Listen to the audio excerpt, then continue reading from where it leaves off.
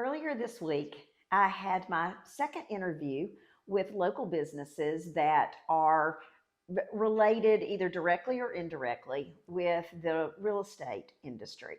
I interviewed Diana Grinberg, who is the broker with On the Move Home Loans, and she provided a wealth of information. You're going to be in for a real treat.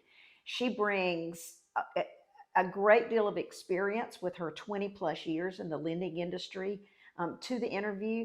But as a bonus, she is a former educator. And so she feels very strongly that education should be part of the process of helping buyers get home loans or for answering questions from those that are interested in the home loan lending industry. Stay tuned. I think you're really going to enjoy what she has to say. Diana, welcome, and thank you for spending some time with me to help explain to those that watch the channel the process of getting a home loan. I always have buyers speak to a lender before they begin the home search so that they will have a better idea of what they can afford, because there's no use in looking at homes that you can't afford. No, that's no fun. But once I give your contact information to one of my buyers and they contact you, what should they expect to happen next? That's a really good question. I'm going to give a kind of step-by-step process, but no details. So it's just kind of an outline of what the steps would be that we would go through to get you pre-approved and into a home. So the first one is give me a call. We'll talk about your specific situation. I want to know about you and what you want to do. And then I'm going to send you an email with an online application. And that application system is secure. You put in all your information. You can even upload documents into that are secure. Then once I receive it back, I'm going to pull your credit with your permission, and then I'm going to run it through an automated underwriting system. And that system will tell us if you're pre-qualified. It will tell us what documents you will need to get me to become pre-approved. So once you're pre-approved, I can give your realtor a letter saying you're pre-approved for what amount. And then you'll go out and find a house. And once you have a signed contract, we will start the actual lending process. I will get you into the system and disclose what fees, what costs, all the other information that I'm required to give you. Then it moves on, once I have your documentation, to underwriting a real person. That real person will then tell us if there's anything else that we need to give them to have you fully approved and ready to close. A few more documents maybe at that point. We will then get with the attorney, the closing attorney, do the final numbers so you'll know what you have to bring to closing, if anything. And we'll go to sign. You'll sign and get your key and you'll have a home. It's really that simple of a process. It's perfect, because the way my brain works is I like to have something step by step by step so I can anticipate what comes next. I know what just happened, and I think that's going to make the buyers feel a lot more comfortable when they're entering into a process that a lot of them have never done before. Even if they've done it, I don't know how many homes I've bought moving around the country. It is a process every time. So it's good to have a little bit of an outline.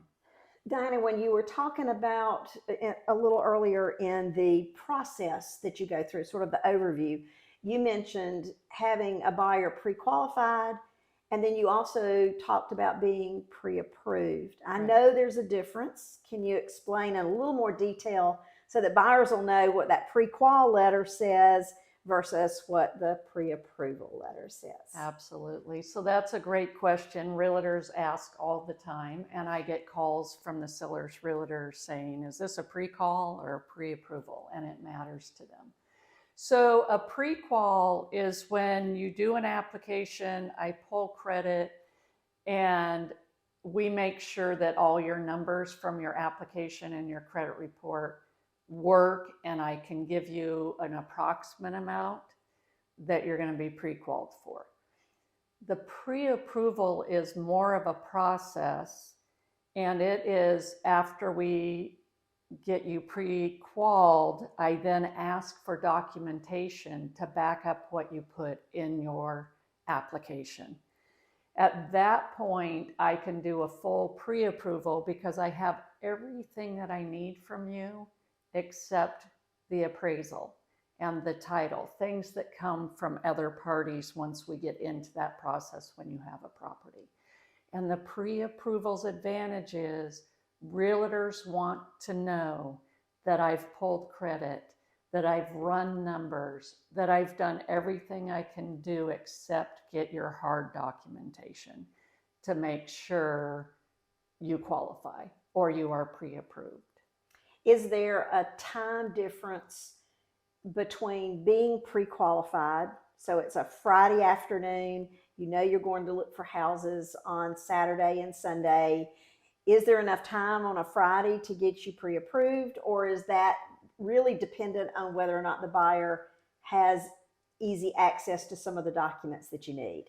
That's a good question. Usually if it's a weekend, they're putting in an app or a contract, an offer right away, and the realtor calls me, I can do the pre-qual just based on the application.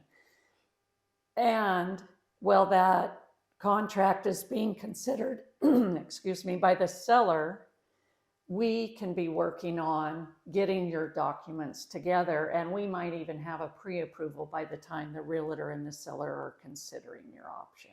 Okay. So pre-approvals can be very quick if you're just W-2 employee, pay stub, and maybe a bank statement. If it's any more difficult than that, it will take time, and it's not going to be 15 minutes. Gotcha. Okay. Well, that's good to know because it gives you a buyer's another reason to be collecting the documents that are needed. And we're going to be talking about what documents are needed as we move along. Diana, part of making the loan process move along is the credit scores of the people that they're coming to you to borrow money. And so it's very important that you have that information. But I have buyers who are hesitant to start the process because they don't want their credit score to be hurt by somebody pulling a credit report on them. Right. What would you say to a buyer in that situation? That's a good question because I know clients bring that up with me and have that's a real concern. When a credit report is pulled, your score may or may not go down. The rule of thumb is it will go down 1 to 3 points, which isn't enough to affect whether you're going to get a loan or not. So I would say if you're looking for a property, let's pull your credit, get your scores. It's good for 120 days of searching from the time we pull it till you close. So we won't have to do it again for 120 days. Now, one of the things you can do, Dawn, is that you can go ahead and pull your own credit report online. And if you look on Google, you can find places to go. I use an Equifax, which is one of the bureaus we use. You can go to Equifax and get your own free credit report. Then I have those scores to at least get started with to determine which programs you fit into. Because your credit score determines which ones, if it's 580, which is our minimum, you can only get into certain programs. Those are usually first-time homebuyer programs. From 620 on up, you're good to go. Perfect. So basically, buyers don't need to be hesitant about starting the process. The information they get from it is much more important than what they might lose a little bit of at the beginning for pulling their credit score. Absolutely, because we need your credit score. We need the information on your credit report about your liabilities and payments to do anything. So you can't get started until we actually pull it. If you're going to purchase a home, you obviously are going to have some source of income. So what I want to talk to Diana about right now is what makes up income for a buyer. Another great question. So income is different for everybody. Normally, we're looking at somebody who's employed, works for somebody, and gets a W-2. So if that's your situation, we need the W-2 from last year, and we need 30 days of pay stub to calculate your income.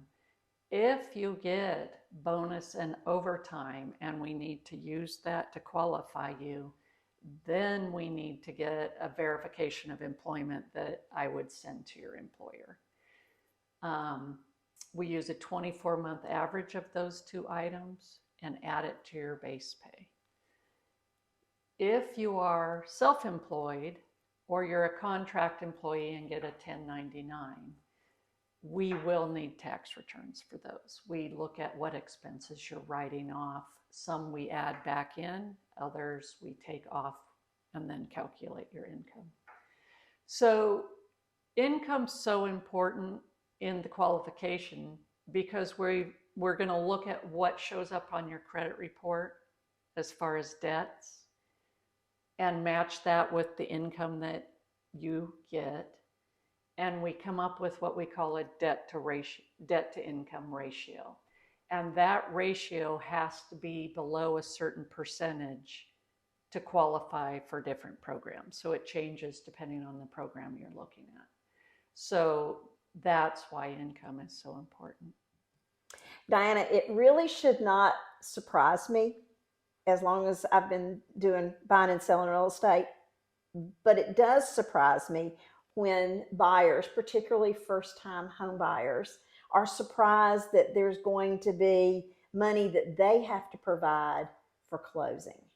And they'll say, but they keep talking about my assets. I don't have assets. I'm 25 years old. I don't have any assets.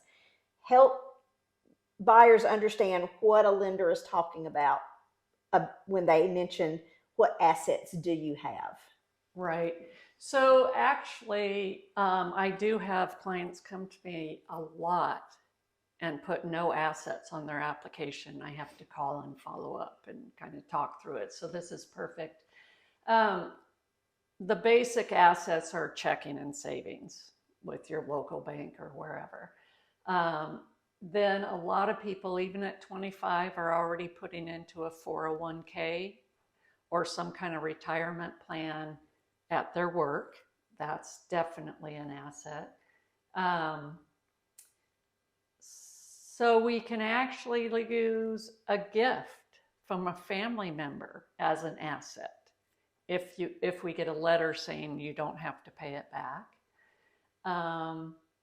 We can use a sale of a personal item, whether it's a car, a motorcycle, a boat, a refrigerator you're not using.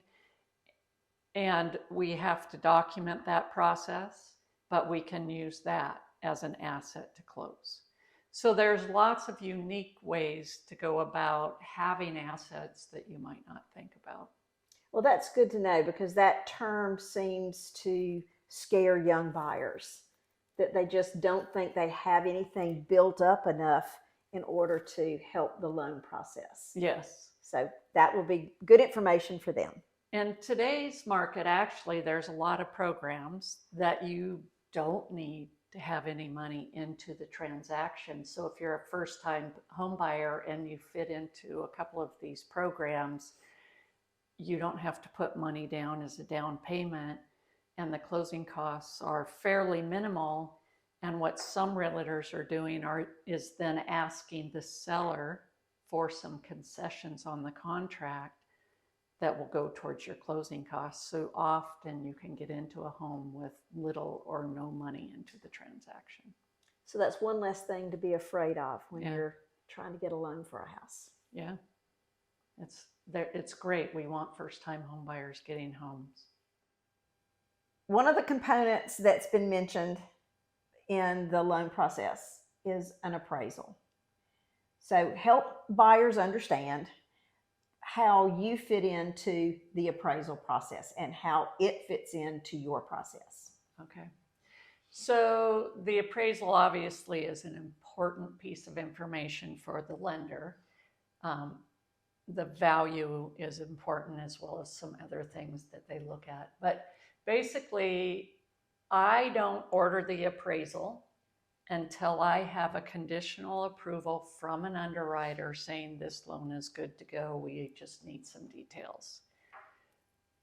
At that point, I order an appraisal.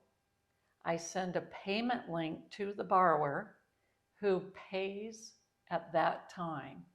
That's why I like to wait and make sure all the credit and income and everything has been handled before we pay for an appraisal. Once the borrower pays on that link, the appraisal gets ordered by what we call an appraisal management company. So they're not related to the lender. They're a whole separate company set up to make sure that it's an independent process and nobody is telling the appraiser what they want. At that point, the appraisal management company then finds an appraiser who accepts the job in the area. The appraisal's done.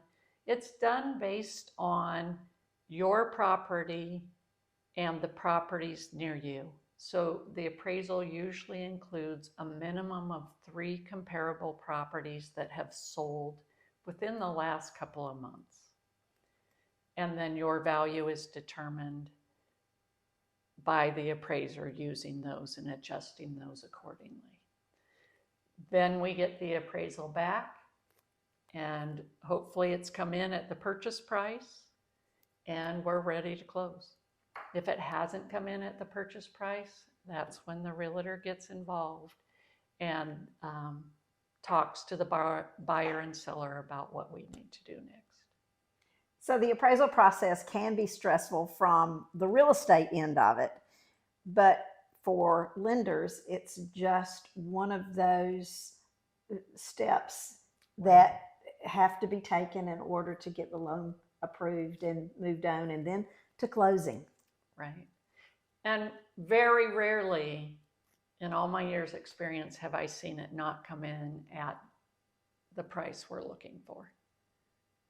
So that's good news. Yes.